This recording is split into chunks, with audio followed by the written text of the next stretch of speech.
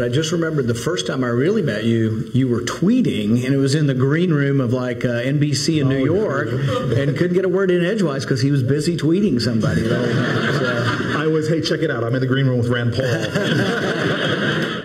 In the spotlight tonight, the Senate's new bipartisan team. We have a serious crisis in this country that we are only 4 to 5% of the globe's population, but we incarcerate 25% of the globe's prison population. It is an issue where I think both parties can come together and work on it. You serve your time, you should get a second chance. Cory and I both have had great ideas for it. I'm proud to sit next to Rand Paul right now. We sat down and said, what can we agree on? Let's put it in a bill. And let's fight for it and push it forward. And by the way, I believe the power of the free market. Maybe you could become a Republican. You said the free market. Senator, I like that. You know, you were brought together in part by Seinfeld. Well, I do have to say that I am long since recognized the great American holiday of Festivus, and I happened to see that Rand Paul was listing his grievances, which is one of the elements of Festivus, and one of them was that I did not tweet him enough. I'm just wondering if we can get a reality show. Cheers. Joy Reid, they can get a reality show. I mean, that's a 5-minute deal to make. There you go. I'd watch that. I mean, look, it's interesting. This is a bromance kind of made in heaven, right? They're both getting something out of it. Rand Paul wants to show that he can appeal to African Americans. He keeps going into African American spaces and trying to bond with people to show that he's sort of a nouveau Republican. And Cory Booker has a history of creating these bromances with Republicans. He did the same thing with Chris Christie. They would do these sort of funny videos, and it annoyed to high heaven a lot of his more liberal supporters, but this is not the first time Cory Booker has strayed into that bipartisan territory. And they have come together for an enormously important issue, giving people a second chance in this country. Yeah, and you know what? So Rand Paul, as sort of the libertarian standard bearer right now, he is kind of the most prominent libertarian guy out there.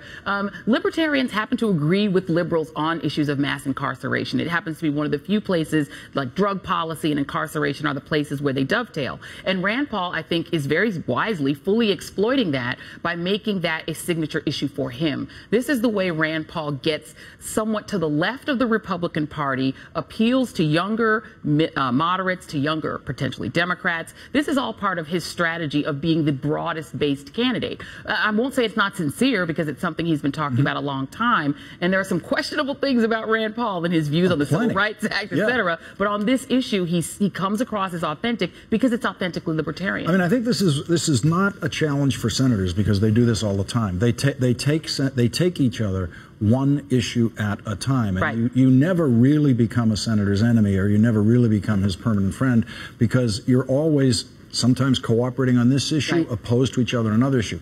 It's very difficult, I've noticed, for voters to do that. They tend to want to make things easier than that and just go, I hate Rand Paul, or I hate Cory Booker, and that is it.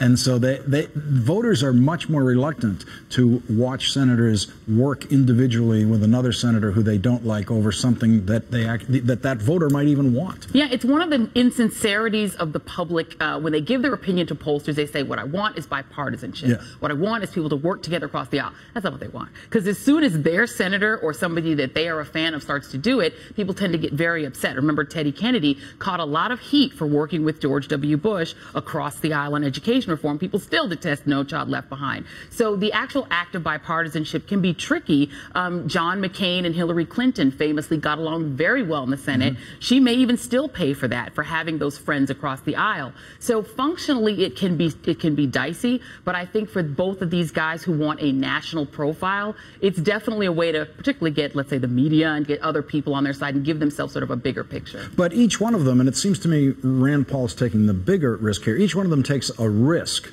with their own bases by moving toward each other. And for someone who has hopes in a Republican presidential primary, it seems to be being caught doing business with any Democrat now is a dangerous thing. Yeah, it's more dangerous for Republicans. That new Pew poll that talked about political polarization found that Republicans were significantly more likely to say that Democrats are a threat to the Republic than Democrats were to say that about Republicans. And it found that Democrats, or people who lean Democratic or independent, are much more likely to genuinely say, I want to see bipartisanship, whereas Republicans are a lot more dug in. They're a lot more in a sort of a defensive crouch and saying they don't want even the appearance of even looking nicely at President Obama, let alone a Democratic senator. So it is dangerous for Rand Paul, but his whole strategy is kind of dangerous. He's sort of setting himself on his own, saying that he's both for evangelicals as well as for the business folks. He's anti-war, but at the same time, he's saying he's a Reagan Republican. So all of his whole strategy is risky, but it also is the most interesting strategy. Yeah, it is the most interesting to watch.